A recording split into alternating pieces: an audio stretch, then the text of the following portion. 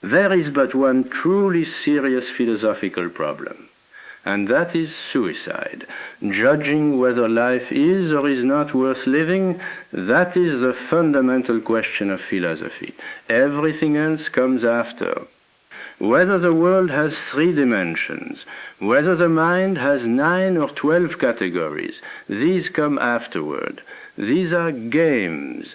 First, one must answer the essential question. I am not asking whether life has meaning.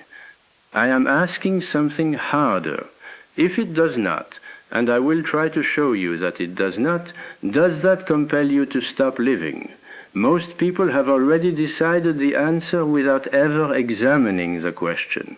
I want to examine it, honestly, without comfort, and I want to follow wherever it goes. I am going to suggest to you that the answer to that question is not what you expect. But first, you need to understand what the absurd actually is. The absurd is not a feeling. It is not despair. It is not madness. It is a specific collision between what? Between the human need for clarity, for meaning, for order, for an answer to why we are here, and the world's complete, absolute silence in response to that need. The world does not answer. It does not refuse to answer. It is simply mute. You have felt it the day you asked yourself, why am I doing this exactly? The morning the alarm went off and you saw the whole week unrolling ahead of you. Monday, Tuesday, Wednesday, Thursday, and suddenly asked, for what? Weariness, Heidegger called it. I call it the beginning of consciousness, the moment the stage set collapses, and you see the machinery behind it.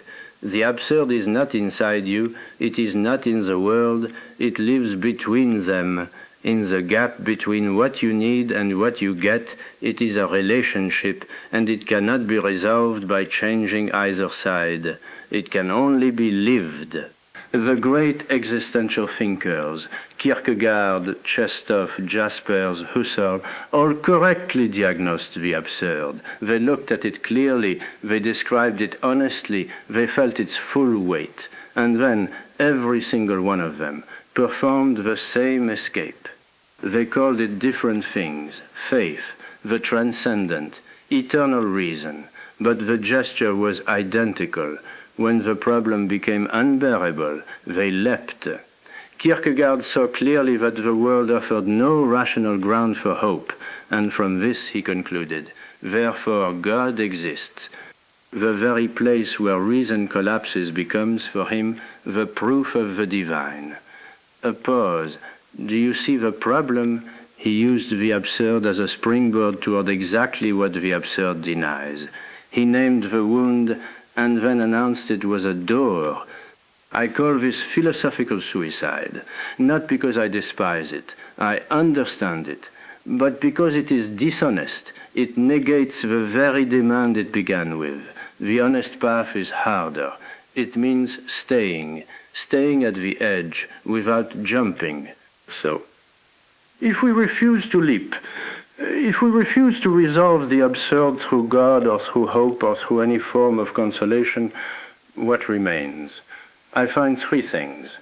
Not peace, not happiness in the ordinary sense. 3 things: revolt, freedom, and passion.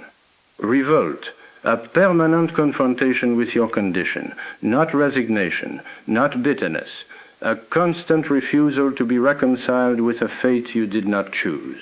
Freedom, paradoxically, the man who knows there is no future, no judgment, no God, no meaning waiting at the end, that man is free in a way no believer ever can be. He owes nothing to anyone. He invents his own obligations. And passion, not hope. Hope points to a future that will justify the present, but a burning engagement with the present itself, with what is here, now, already given. Living is keeping the absurd alive, and keeping it alive is, above all, contemplating it, without flinching. The gods condemned Sisyphus to roll a boulder to the top of a mountain. He pushes it up. It rolls back down. He pushes it up again, for eternity. The gods believed with some reason that there is no more dreadful punishment than futile and hopeless labor. They were wrong.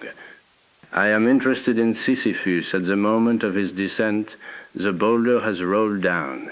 He is walking back to the plain to retrieve it. He knows exactly what awaits him. He has no illusions. He does not hope it will be different this time.